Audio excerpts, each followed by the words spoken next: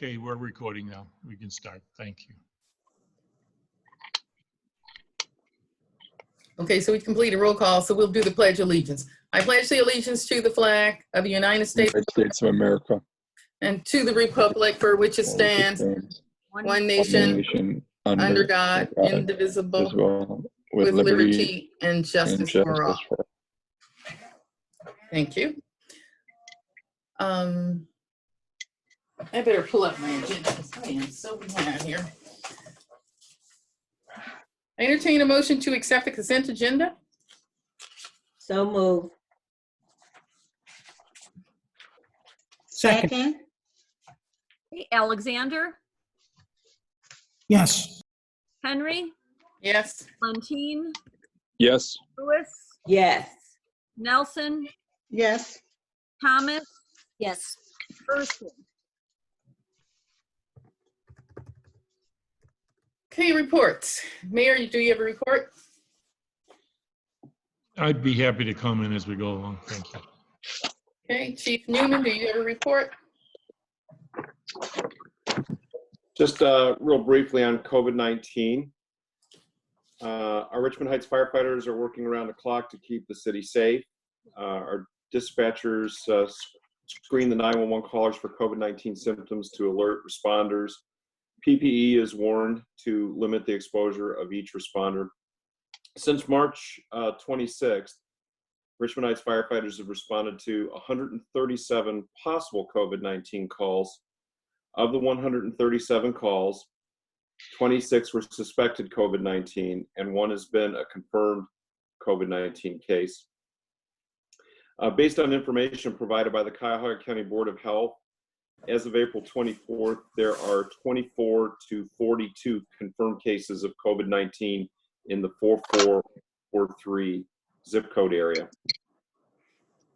I'd also like to thank Councilwoman Juanita Lewis for the PPE supplies that she donated to both our fire and police departments. Really grateful for receiving them, and we're using them to disinfect the solid surfaces in all of our city facilities. And that concludes my report. I'd be happy to take any questions. Okay, thank you. Chief Wetzel, do you have a report? No, just a couple notes. So all of us at the department are healthy, and we're doing well. Also, to reiterate what Chief Newman said, thank you to Councilwoman Juanita Lewis for sharing that stuff with us as well. I'm happy to report our K9 is operational now. Roach did swearing in for the K9 team yesterday, and the dog even put his paw print on the form that we use. So he's off to a good start. I'm looking forward to bringing him to meet all of you in person when we are back there in that manner for a more formal introduction. But again, a giant thank you to you for all your support, the mayor and all of council. In a particular heartfelt thank you for all the community for all the money they put together to help us to get close to where we're at. And we got an operational dog with, it looks like, within under a year from start to finish, which was a good turnaround time. We also started, just as part of our continuing outreach, we are doing a survey with the community on the agency itself, rating it, and some different questions. And so far, the thing ends on May 7th, but I'm happy to report of the results that we have so far. 85% felt our department is rated as excellent, with 6% as good. So that's a 91% excellent good rating so far. We've also received a lot of interesting feedback, which I appreciate, and we're certainly going to use to improve our level of service as we get done with that. And then lastly, I just wanted to let you know we are going to try to work, on that gun safety issue. We have a lot of donated locks, and along with this eventual approval, I hope, of this ordinance, we really want to get out there and hopefully protect people and raise awareness on safety and security of your weapons. That concludes my report. Thanks. Thank you. Madam President, Yes. question to the chief. Yes, sir. Chief Wetzel, are you prepared at this time, or can you tell us the total amount of monies that were collected for the dog, or is that something that's still outstanding to I think calculate? it's outstanding, but I think it was close to 35,000. That pancake breakfast, was a tremendous success. And we hope to do that on an annual basis. Everybody volunteered their personal time, myself included, and we had the support of so many of you. And I think that's just a fun thing to get together. So we want to continue to do that. But I can get you more specific numbers, Councilman Lentine, when I get a chance. I don't have them with me in front of me. That'll be fine. Thank you.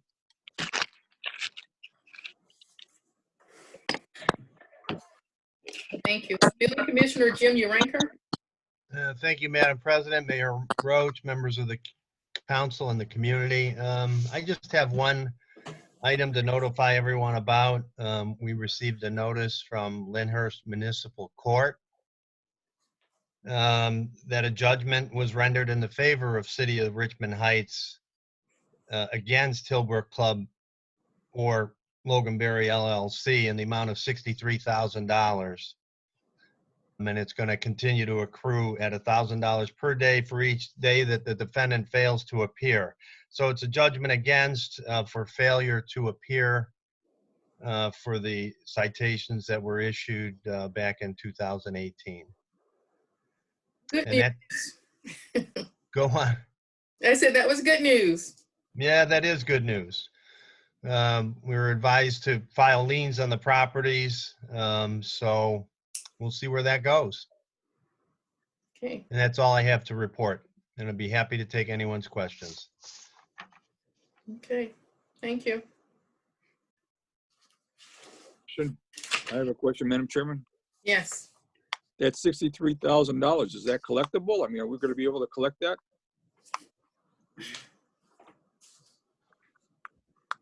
Who are you asking, Jim? I guess Jim, Todd, whoever wants to have a go at it. It's great to get the judgment. It's great to be told that we're going to get this money, or we were awarded this money, and that it goes on. But I doubt very much if we'll be able to collect that. Why would you doubt it? It's just about going to court. Well, they're not going to fix a pothole, let alone pay us $63,000. That's my feeling.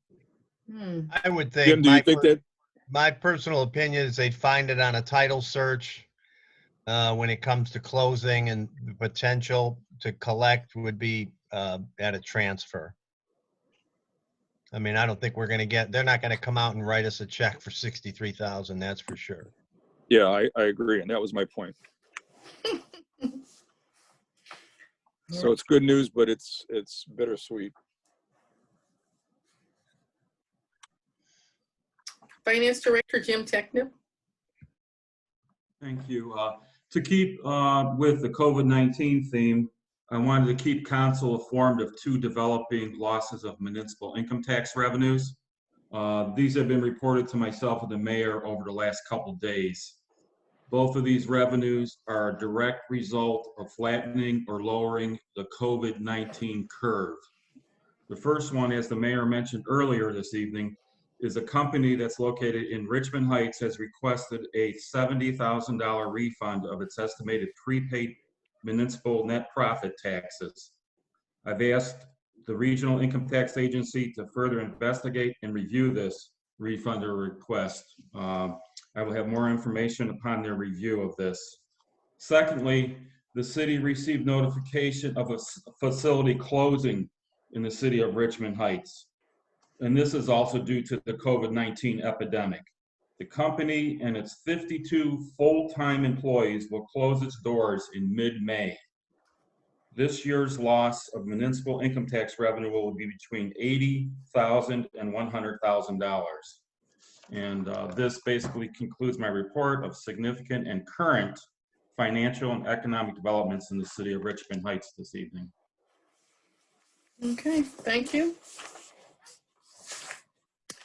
Recreation Director Rick Dula. Thank you, Madam Chair, Mayor Roach, members of council, and people online here tonight with us. Just three items to share. The first one, the service department able to install the glass partitions at the counter in the recreation office today. So we do have the same type of glass that is upstairs in the administrative office and in the building department. So thank you to Don Korniski and his crew for that, as well as the mayor for pushing that project to to completion. Number two, the staff and the mayor and I have been talking about the Memorial Day celebration, which is less than a month away. We're kind of leaning real strong right now that what we'll do is scale things back, not cancel or not postpone, but to scale things back, where the mayor at this point will be laying a wreath at the memorial, and hopefully Harry will be able to take some photos of that happening, and then we'll have Rhonda Gibson, our person upstairs helping out. She'll be able to post that on Facebook quickly after that, and that's what we think we're going to do for the memorial celebration for 2020, and then hopefully we'll be back to more normal conditions next year in 2021. Then the last item at the Service and Rec Committee meeting last week, or 2 weeks ago, whatever that was, 2 weeks ago, the Councilman Ursu asked me to contact the cities of Highland Heights, South Euclid, Lyndhurst, and Euclid to see, since we are closing our pool this summer, to see if any of those communities would possibly be interested in working out an arrangement with Richmond Heights residents to allow them to utilize their swimming facilities if and when they open for the 2020 season. I communicated with Mayor Ward, and he says there's just too many question marks right now to give us, much of an answer. I have not heard back from Mayor Wheelo yet. Highland Heights, I talked to David Ionero, who's the rec director, and he was going to contact the mayor of Highland Heights and get back to me.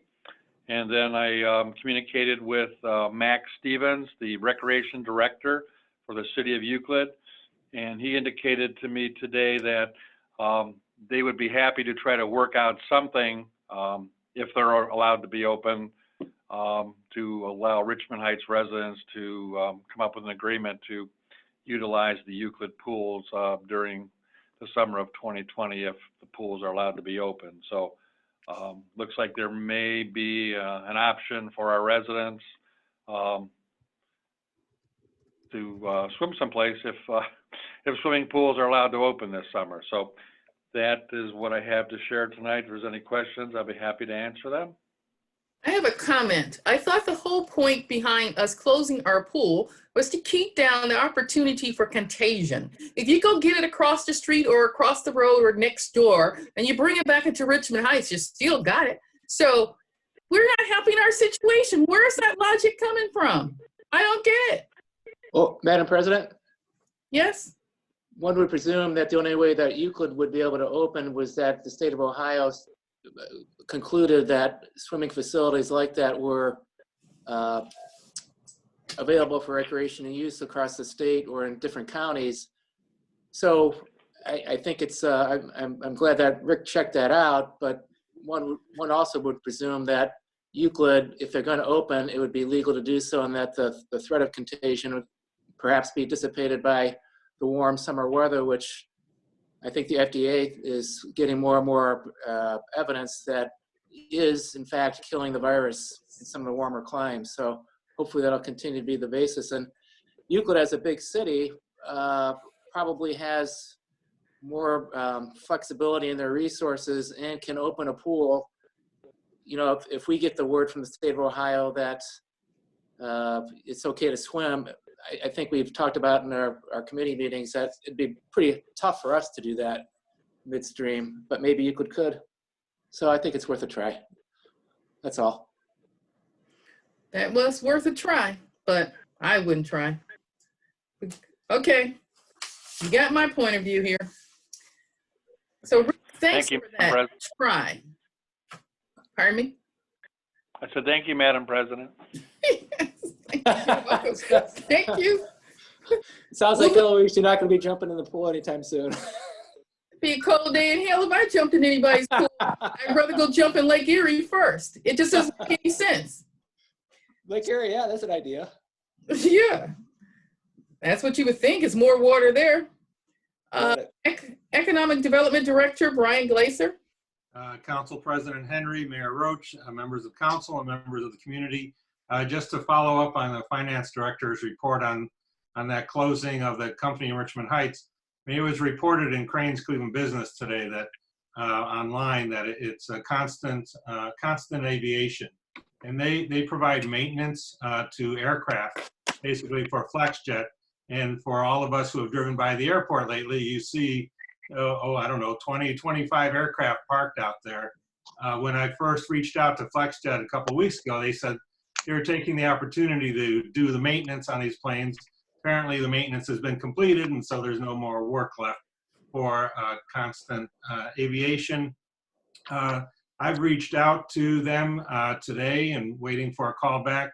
I'm hopeful that when they say a permanent closing, that was for reasons of the notice.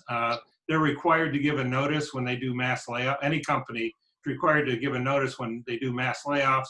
They're supposed to do 60-day notice. Given the COVID-19 situation, it's much quicker. I am hopeful that once the economy comes back and FlexJet starts flying again, obviously those aircraft will require maintenance. So I'm calling in to see whether that's a permanent closing or just a closing due to the economic disruption. Once we get word back, we'll let you know. Other than that, we are just continuing to work on the 3 grants that we've received. We're collecting information to be able to sign contracts with the county. And then we have also starting to gear up. There are 2 more grants coming that we can apply to through Ohio Department of Natural Resources. And so we're starting to gear up to get ready to make those applications in the next few months. And that completes my update. All right, thank you. All right, thanks. City Engineer Lee Courtney.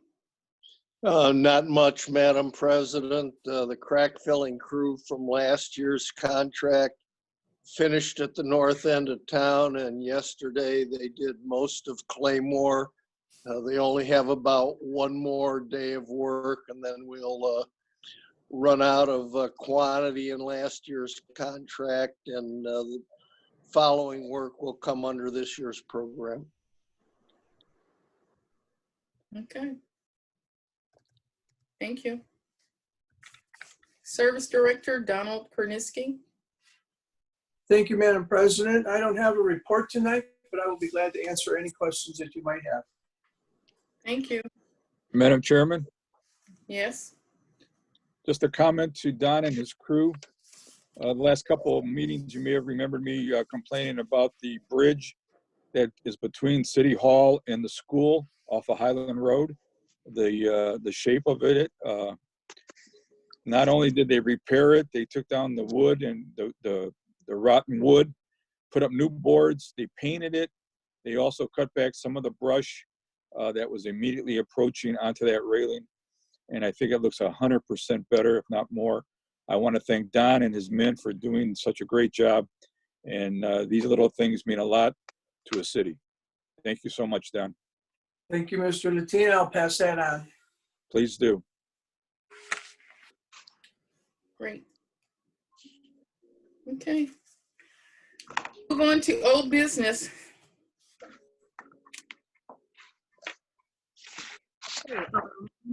Under old business, we have resolution 26, 2020, introduced by Henry, 3rd reading. A resolution authorizing the city of Richmond Heights to enter into an agreement regarding payroll tax sharing with the Richmond Heights School District as a result of the community reinvestment area tax exemption for the building addition at 1 Integrity Parkway in the city. I move for passage. Second. Comment on the motion? You can. Madam President, the items that were discussed in executive session, if those were, I think that's a valid 3rd way that might be agreeable to the schools if it were to be explored by Mayor Roach with superintendent. And maybe if we would hold off on voting on this resolution this evening, that could be explored and be a viable way for the schools to proceed as well as the city. Well, clearly, I don't agree with that. So I keep my stance I move for passage again. Madam Chairman, before we do this, a comment, please. Yes, please, comment, please. I would hate to see this vote happen tonight if it goes in a way that some people may not like, either side, one way or the other, without giving it that opportunity to go that extra mile that Mr. Ursu is talking about. I suggest that we hold off on this. All right, so my point is, we've heard that story for a year. So as I said, I keep my stance. So any more comments? I'll go the whole line of comments, but I'm voting tonight. All right. Roll call then, please, unless somebody else wants. Alexander?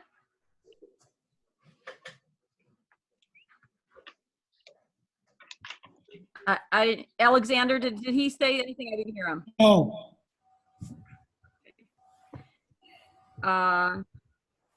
Henry? Yes. Lentine? No. Lewis? Yes. Nelson? Yes. Thomas? Yes. Ursu? Abstain. Attorney, can he abstain? Because I understand, now unless you have a conflict of interest personally, that you're doing business on the other side, can you abstain?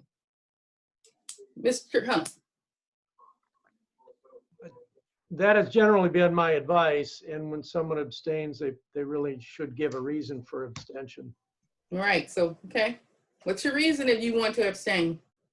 I think that we should explore the option that was discussed in executive session. Well, because we're not going to explore that, so it's all right with me. And then you should vote no, because I plan to veto this. So there'll have to be 5 votes to pass this thing. And you can do that. You can veto it and we can come back again, play the same game. So, All right, so we have 2 no, 4 yes, and 1 abstain. yes.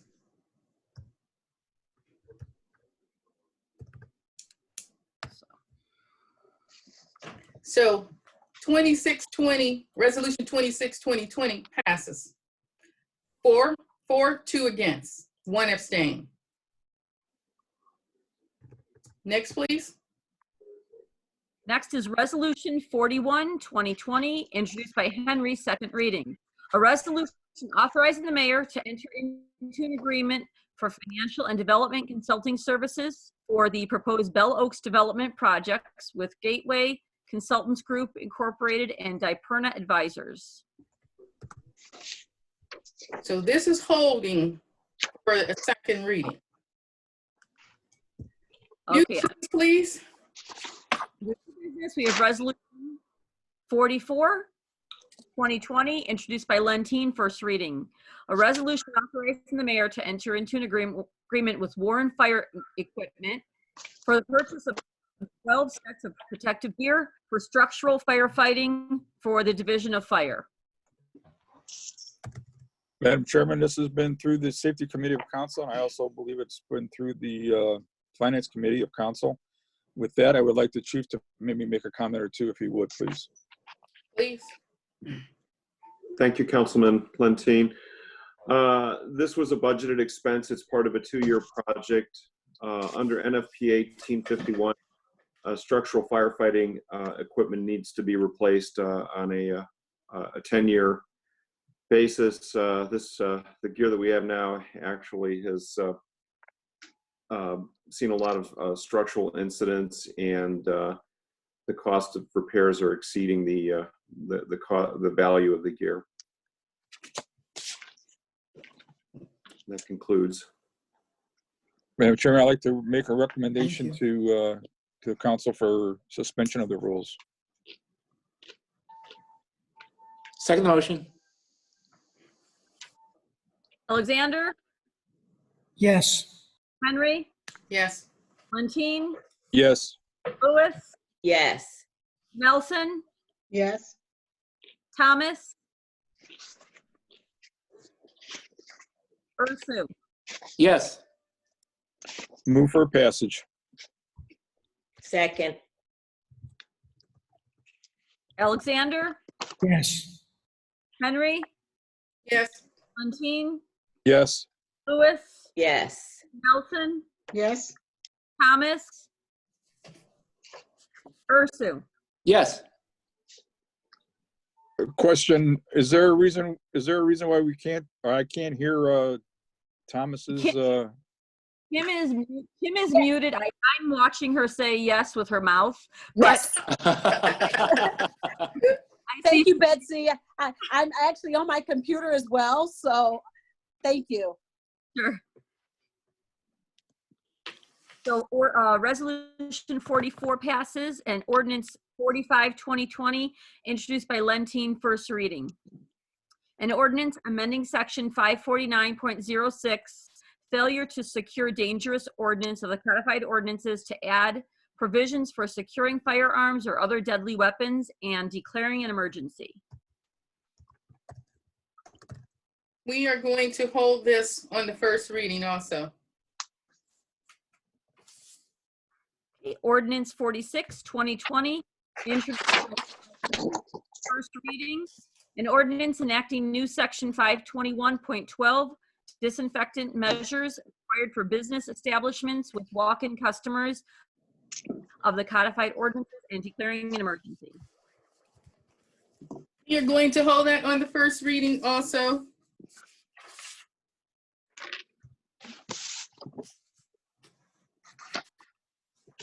Did anyone want to put a motion on the floor today?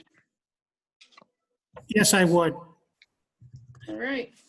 like to make the motion in support of the preliminary conceptual plan for Bell Oaks Phase 2 and confirm that a final site development plan pursuant to the requirements of codified ordinance 1151.09 and .10 has yet to be submitted to the city.